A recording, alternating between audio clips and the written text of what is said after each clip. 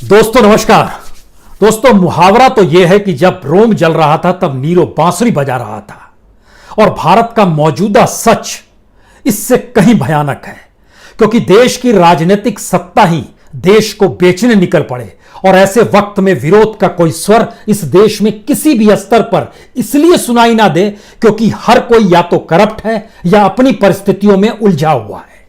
Corrupt इस मायने में क्योंकि छोटे छोटे राजनीतिक दल अगर अपनी नजर भी ऊपर करते हैं तो सरकार की जांच एजेंसी उनके दरवाजे पर जाकर सिर्फ दस्तक दे देती है और वह अपने दड़बों में दुबक जाते हैं।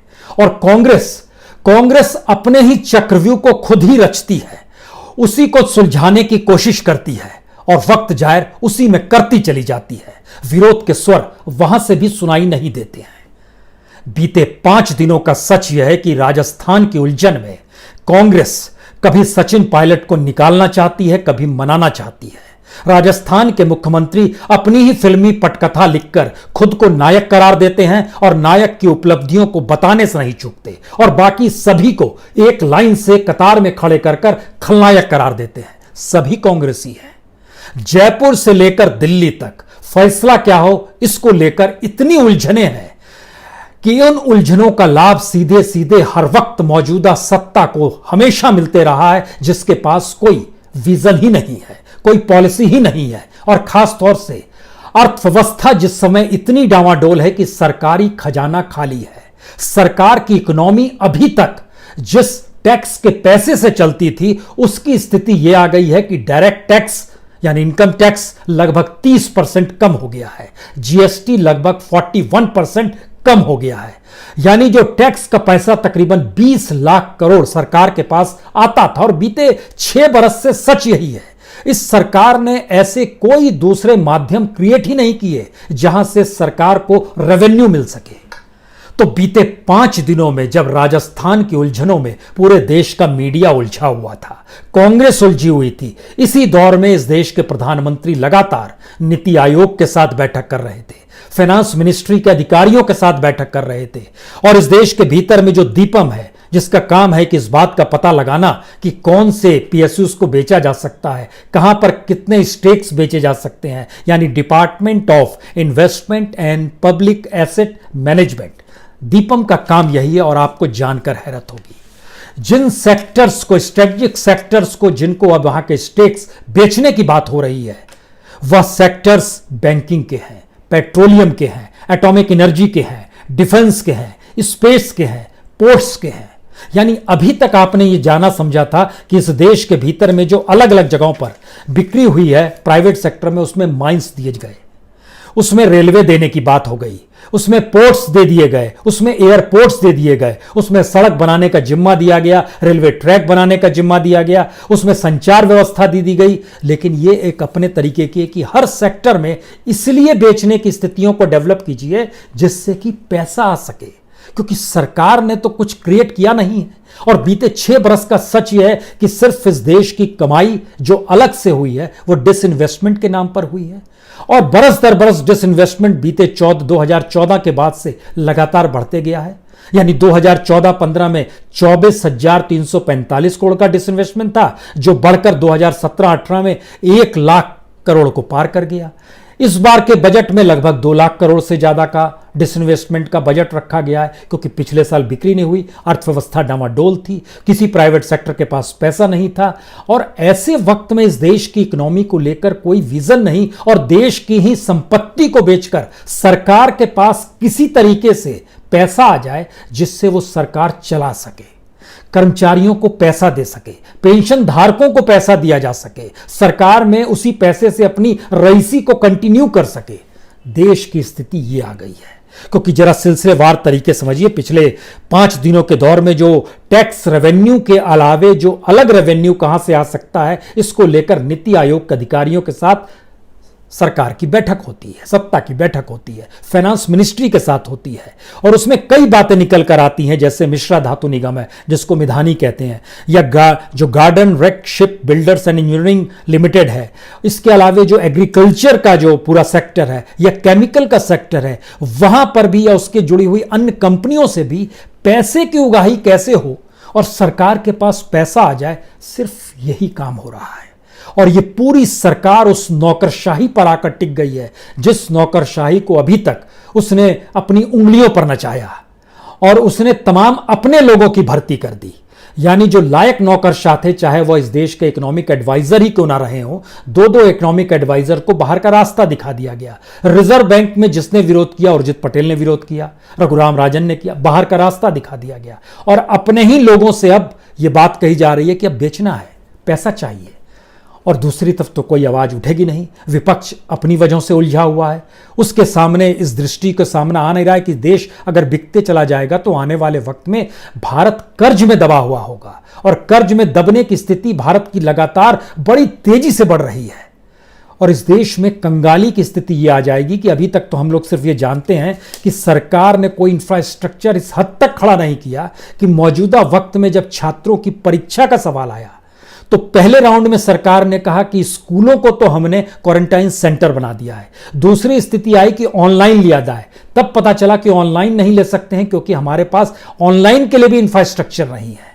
यानी इंटरनेट नहीं है, कंप्यूटर्स नहीं है, पढ़ाई कैसे करें, यूनिवर्सिटीज को कैसे चलाएं, प्राइवेट सेक्टर यूनिवर्सिटीज अगर पूरी फीस ले रही है, वहां पर अपने तरीके से फीस में ही लैपटॉप भी दे दिया जा रहा है, इंटरनेट सिस्टम भी दिया जा रहा है, लेकिन पूरे देश का वहां पर पढ़ने वाले छात्र जो होते हैं हायर एजुकेशन के, सिर्फ 10% है। बाकी 90% के देश के साथ कोई विजन नहीं है। क्या इस बात का जिक्र होगा? और आज जब हम इन बातों को लेकर आपके साथ बैठे हैं तो पुराने खाके दिमाग में आएंगे ही। 23 कंपनियां बीते 6 बरस में बेची गई, लगभग 3 लाख करोड़ से ज्यादा का डिसमेंटमेंट हुआ है। और अब यह बात सामने आ रही है, इन सब की सबसे बड़ी वजह यह है कि हमारी इकोनॉमी में जनता के पास कुछ नहीं बच पा रहा। स्थिति इतनी नाजुक है, बेरोजगारी रेट तो ऊपर है, रिटेल सेक्टर की महंगाई ऊपर है, इन सब के बीच बिजली की खपत तक कम हो गई है। यानी सरकार को बिजली की खपत से जो लाभ होता था, जनता के पास इतना पैसा कम हो गया है कि अब वो बिजली की खपत भी सोच के कर रही है। एक बात, उस दायरे के भीतर में वह तमाम मॉल्स आ गए, वो तमाम दफ्तर आ गए, वो तमाम दुकानें आ गई।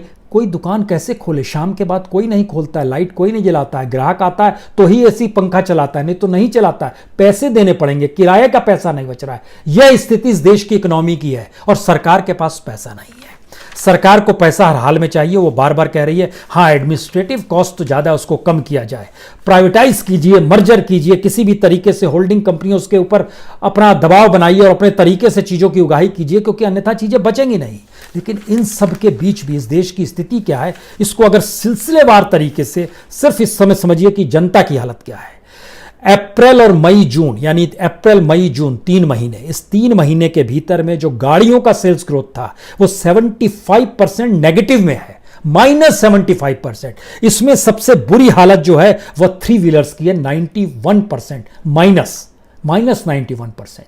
बिकना तो दूर है, उल्टे जो माल बेच भी दिया जा रहा है जो पास में है, ये एक स्थिति है। लेकिन car 82% -82%, passenger vehicles -78%, commercial vehicles -85%। यानी पूरा मार्केट तहस नहस हो गया, कोई लेने को तैयार नहीं। इसके ठीक पैरेलल में जब आप रियल एस्टेट में आएंगे वहां की स्थिति और नाजुक, जो -62% तक चला गया है। इसके ठीक पैरेलल में इंडस्ट्रीज में आएंगे, कोर इंडस्ट्री में आएंगे, वहां की स्थिति और नाजुक। लेकिन इन नाजुक स्थितियों के बीच में सरकार ने इस देश में बंटाधार कैसे किया है यह भी समझिए, जिस पर कोई उंगली उठाएगा नहीं। हमको लगता है इसकी सबसे बेहतरीन नब्ज हमेशा से बैंक ही होती है। और कल ही रिपोर्ट आई स्टेट बैंक ऑफ इंडिया की, उसने बताया कि बीते 8 बरस में, यानी 2012-13 से लेकर 2019-20 के बीच में उसने लगभग जो कर्ज दिया उस कर्ज में राइट ऑफ करना पड़ गया, यानी माफी होती है। कईयों को आपत्ति होती है कि रिटर्न ऑफ को आप माफी क्यों कहते हैं। हुजूर ये यही होता है क्योंकि जो बुक बैलेंस होती है बैंक की उसको ठीक करने के लिए जरूर कहा जाता है, लेकिन वो पैसा आ नहीं पाता है। और ये विलफुल डिफॉल्टर्स जो होते हैं उनसे पैसा लिया भी नहीं जाता है। और उनके माल को बेचने के लिए जो एनसीएलटी बचा है वहां का मामला देखिएगा तो लगभग वहां पर 2 लाख करोड़ से ज्यादा की संपत्ति से उलझा हुआ मामला अभी भी पड़ा हुआ है। और अब तो उसकी भी मियाद बढ़ा दी गई है 6 महीने कि वहां भी कोई काम नहीं होगा। बैंक हम सिर्फ एसबीआई का जिक्र आपसे कर रहे हैं। एसबीआई ने जो डाटा जारी किया है इसको जरा समझने की कोशिश कीजिए। 1,23,432 करोड़ रुपए उसने माफ कर दिए, अपनी बैंक बैलेंस की बुक को ठीक कर लिया। लेकिन जिनको कर्ज दिया था वसूला कितना गया? सिर्फ 7 to 8%, 8,969 करोड़, इतना ही वसूला गया। यानी 1 लाख करोड़ से ज्यादा माफ दे देते हैं और 800 करोड़ से 8,000 करोड़ से ज्यादा वसूल नहीं पाते हैं। और अगर इस पीरियड को देखना शुरू कीजिएगा, किस तेजी के साथ ऐसा होता है कि कुछ गलती हो गई तो अगले साल सुधरेगी। यहां खेल उल्टा है। यहां है कि इस साल गड़बड़ी, अगले साल और गड़बड़ी, उसके बाद और गड़बड़ी। यानी अगर मनमोहन सिंह की सरकार को भी जोड़ेंगे तो 2012-13 में 1,345 करोड़ रुपए माफ किए गए, 13-14 में 3,248 करोड़ रुपए माफ किए गए। उसके बाद देखिए नरेंद्र मोदी आ गए। नरेंद्र मोदी ने आते ही 5,630 करोड़ रुपए माफ किए।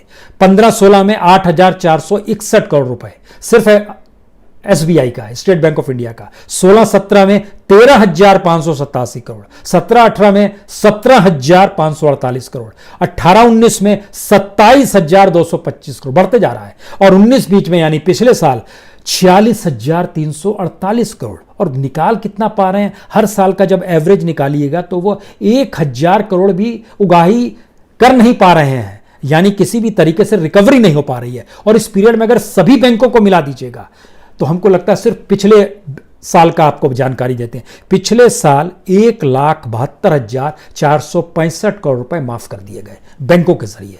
उसमें एसबीआई का था लगभग 48,000 करोड़। उससे पहले साल चले जाइएगा जब इलेक्शन की स्थितियां इस देश के भीतर में शुरुआत हो चुकी थी 17-18 में, 18-19 में, उस पीरियड में 1,24,236 करोड़ रुपए माफ कर दिए गए। कमाल की स्थिति है। उसमें से एसबीआई ने 27,225 करोड़, जो सबसे ज्यादा है उस लिहाज से, उसके बाद पीएनबी आता है। लेकिन ये कल्पना के परे है कि 2015 से 2019 के बीच में 4,32,584 करोड़ बैंकों ने अपनी बुक ठीक करते हुए राइट ऑफ कर दिए और रिकवरी टोटल की सिर्फ 45,000 करोड़ की।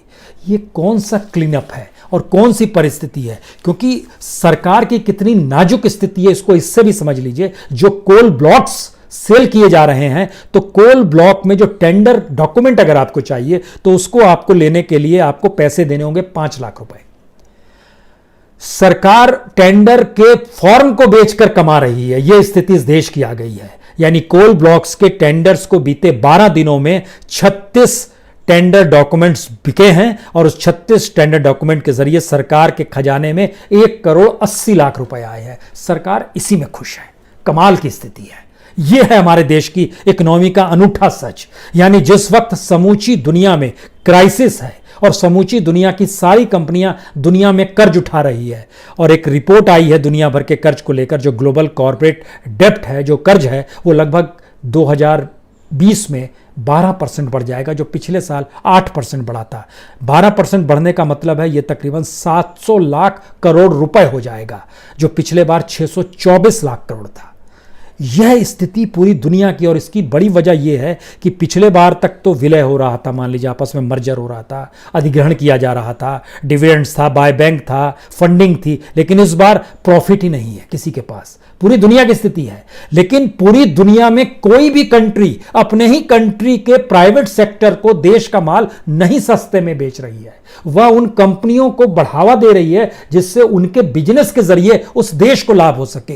ब्राजील से लेकर अमेरिका तक और रशिया से लेकर ब्रिटेन तक आप चले जाइए, यही स्थिति है। लेकिन भारत में अपने ही देश में अपने ही लोगों को अपने ही हाथ से बेच देंगे, इसीलिए इस देश के चंद रईस इस देश की जीडीपी से बड़े हो जाते हैं और दुनिया में उनका नाम रईसी में लिया जाता है। और दो मित्र जो खास तौर से सत्ता के सबसे प्रिय है, उनके दोनों के आंकड़े मिला दीजिएगा तो देश की जीडीपी भी छोटी पड़ जाएगी उनके सामने। हम ऐसी स्थिति में आ गए हैं, लेकिन बोलने वाला कोई नहीं है। जनता जो म्यूचुअल फंड में पैसा लगाती है, स्थिति आ गई, पीपीएफ का पैसा तो सबने निकाल लिया जो भविष्य के लिए होता है। जो म्यूचुअल फंड की स्थिति थी, पिछले महीने का डाटा आया है, जून का डाटा, जून में सिर्फ 240 करोड़ रुपया लगाया गया और निकाला गया लगभग 13,520 करोड़, जो म्यूचुअल फंड में जनता ने पैसा लगाया था। अगर आपको थोड़ा सा कंपैरिजन करना हो तो पिछले साल जून में 7,741 करोड़ पैसा सरकार के पास आया था म्यूचुअल फंड के जरिए। इस बार कितना आया? 240 करोड़। पिछली बार निकाला कितना गया था? तकरीबन 10,000 करोड़। इस बार निकाला कितना गया? 13,500 करोड़। यह स्थिति कमोवेश हर जगह है, यानी वेतन की कटौती हो रही है, नौकरी खत्म हो रही है, बिजनेस में अनिश्चितता की स्थिति है, निवेश को लेकर सरकार के पास कोई योजना नहीं है, और इन सब के बीच भारत में जो पैसा जिन कंपनियों का लगना था वो विदेश जा रहे हैं, विदेश में पैसा लगा रहे हैं। और मई के महीने में लगभग 75.7 लाख करोड़, 198.2 करोड़ जून के महीने में लगाया गया। यह एक स्थिति है फंड्स ऑफ फंड की, जो बाहर पैसा लगाया जा रहा है। स्थिति और सुनिएगा, जब अरुण जेटली साहब जीवित थे, फाइनेंस मिनिस्टर थे, तो 2018 के बजट में उन्होंने इस बात की जानकारी दी कि दरअसल हमारी खराब वित्तीय हालत हो गई है कुछ इंश्योरेंस कंपनी की।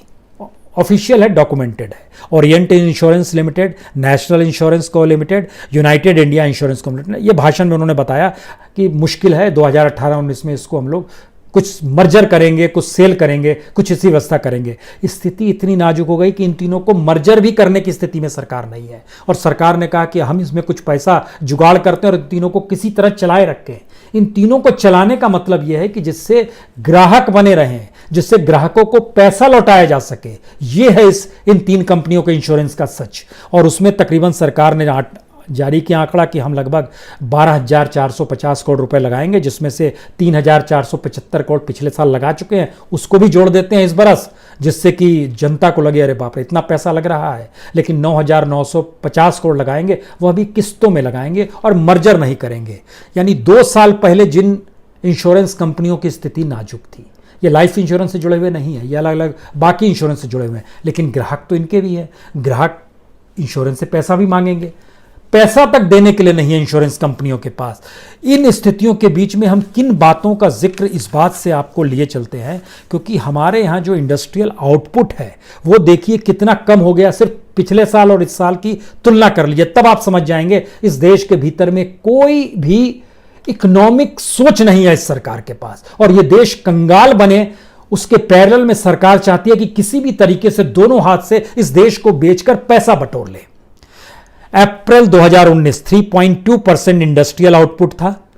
अगर जुलाई की बात कीजिएगा तो जुलाई में उसकी स्थिति कॉम्पिटिवली ठीक और अच्छी थी, लेकिन 2020 में स्थिति आ गई कि -57.6% पे आ गया अप्रैल के महीने में। जुलाई में यह स्थिति और नाजुक हो गई है। हम ऐसी स्थिति में आ रहे। इसी तरीके से इलेक्ट्रिसिटी का सेक्टर मई में पिछले साल 7.4% था जो ग्रोथ रेट था, इस बार -15.4 है। माइनिंग में 2.3 ग्रोथ रेट था पिछले साल मई के महीने में, इस साल -21% है। मैन्युफैक्चरिंग में पिछले साल स्थिति नाजुक हो गई थी, माइनस में जा रहा था -4.4, लेकिन इस बार मई के महीने में -39.3%। उल्टा ग्रोथ रेट है, रिवर्स गियर में देश जा रहा है। यही हालत कैपिटल गुड्स का है, यही कंज्यूमर गुड्स का है, और यह स्थिति सब जगह पर है। अब आप कल्पना करने की कोशिश कीजिए कि जब इस स्थिति में पूरा देश आ चुका है तो ऐसे में हम किस बात का जिक्र करते हैं। हम चाइना का माल रोक देंगे, हम दुनिया में फला से संबंध बनाएंगे, लेकिन सच क्या है? सच यह है, हम आपको टॉप मोस्ट 5 कंपनियां, 5 क्षेत्र बता देते हैं जहां पे चाइना का माल जो इंपोर्ट होकर भारत आ रहा है उसकी वैल्यू कितनी है। ड्राइव, ट्रांसमिशन एंड स्टीयरिंग, इसमें सबसे ज़्यादा पैसा आता है। इसका 24% भारत में चाइना से ही आता है, जो इस बार भी आ रहा है। 1022 मिलियन डॉलर, 1022 मिलियन डॉलर का मतलब है 102 करोड़ डॉलर। 102 करोड़ डॉलर का मतलब है 7,662 करोड़ रुपया। इतना पैसा सिर्फ एक में। दूसरा सेक्टर है electricals and electronics, 789 million dollar यानी 78.9 करोड़ डॉलर, यानी 5,927 करोड़ रुपया। और इसी तरीके से इंटीरियर का काम हो, कूलिंग सिस्टम का काम हो, सस्पेंशन का काम हो, जो 5 बड़े सेक्टर हैं, इन 5 सेक्टर में ही सिर्फ और सिर्फ जो पैसा चाइना को देना पड़ेगा वो स्थिति है लगभग 24,506 करोड़ की। सवाल यह है कि अगर इस देश के भीतर में अर्थव्यवस्था इतनी डामाडोल है, सरकार के हाथ पांव फूले हुए हैं, विपक्ष अपनी चीजों में उलझा हुआ है और यह बात हर कोई समझ रहा है कि इस देश को बेचने की तैयारी जबरदस्त तरीके से की जा रही है। तो ऐसे में एक आखिरी सवाल, इस देश के इंस्टीट्यूशंस को अपना तौर पे निर्णय लेने चाहिए, चाहे वो सुप्रीम कोर्ट हो, चाहे वो इलेक्शन कमीशन हो, चाहे कोई भी इंस्टीट्यूशन हो। लेकिन आप सोचिए, दुनिया का सबसे बड़ा लोकतांत्रिक देश है भारत और दुनिया का सबसे पुराना लोकतांत्रिक देश है अमेरिका। क्या भारत में यह कल्पना की जा सकती है कि सुप्रीम कोर्ट कहे कि प्राइम मिनिस्टर क्यों नहीं बताएंगे पीएम केयर्स में कितना पैसा आया है, क्यों नहीं बताएंगे कहां खर्च कर रहे हैं, क्यों नहीं बताएंगे किन किन लोगों ने दिया है? नहीं कह सकता है सुप्रीम कोर्ट। अमेरिका में क्या है? अमेरिका में 9 जुलाई को सुप्रीम कोर्ट ने कहा कि न्यूयॉर्क के प्रोसिक्यूटर्स जो हैं वो प्रेसिडेंट ट्रंप की जो फाइनेंशियल रिकॉर्ड है उसको खंगालेंगे, उसकी जांच करेंगे। प्रेसिडेंट ने कहा कि यह विच हंट किया जा रहा है, यह पॉलिटिकल प्रोसिक्यूशन है। सुप्रीम कोर्ट ने इस पर जवाब दिया, कानून सबके लिए बराबर है। वो सिटीजन आप भी हैं, सिटीजन एक आम व्यक्ति भी है। आप प्रेसिडेंट पद के लिए हैं, आप प्रेसिडेंट सिटीजनशिप छोड़कर नहीं है। सुप्रीम कोर्ट का जवाब था। और कोई कल्पना कर सकता है, जब वीजा पे रोक लगा है, स्टूडेंट्स के प्रवासी वीजा को लेकर जो रोक लगाई है, उसमें सू करने की स्थिति, यानी कोर्ट का दरवाजा खटखटाते हुए राष्ट्रपति के खिलाफ जो सू किया गया है वह वहां के ऑक्सफोर्ड यूनिवर्सिटी, MIT यूनिवर्सिटी ने किया है। और दुनिया भर की जो टेक कंपनीज है, माइक्रोसॉफ्ट है, गूगल है, फेसबुक, सब ने सरकार के खिलाफ सू कर दिया। भारत में यह संभव है? तो डेमोक्रेसी भारत में है या नहीं, अब यह तय कीजिए। और इसके बाद जरा सोचना शुरू कीजिए कि ये विपक्ष, ये कांग्रेस, ये छोटे छोटे दल, इनकी समझ का दायरा कितना छोटा है। बहुत बहुत शुक्रिया, बहुत बहुत शुक्रिया।